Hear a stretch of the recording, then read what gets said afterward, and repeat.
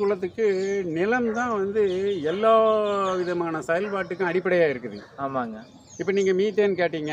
அரிட்டாப்பட்டியில் ஒரு போராட்டம் நடந்தது.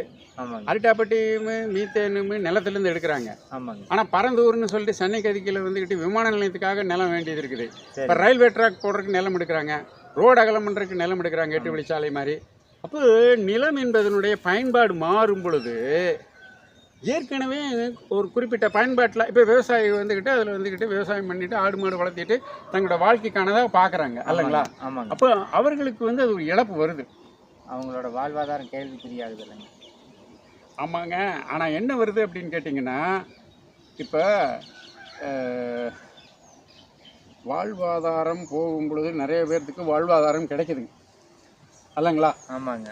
இப்போ என்ன அப்படின்னு கேட்டிங்கன்னா, ஒரு 3 ஏக்கரால் வந்துக்கிட்டு ஒரு நிலத்தை எடுக்கிறாங்கன்னு சொல்லிச்சுன்னா மீறி போனாங்கன்னா அங்கே ஒரு குடும்பம் அதை ஒட்டி 4-5 பேர் வேலை செய்கிறாங்க. ஆனால் அதே வந்து பார்த்தீங்க அப்படின்னு கேட்டிங்கன்னு சொன்னீங்கன்னா, ஒரு ஃபேக்ட்ரி வந்துச்சுன்னா ஒரு 100லேருந்து 500 பேர் வரைக்கும் வேலை செய்கிறாங்க. இன்றைக்கி அதிநவீன தொழில்நுட்பத்தில் வந்துக்கிட்டு ஆட்கள் கம்மியாகிடுறாங்க. சரிங்க. இப்போ மனித குலம்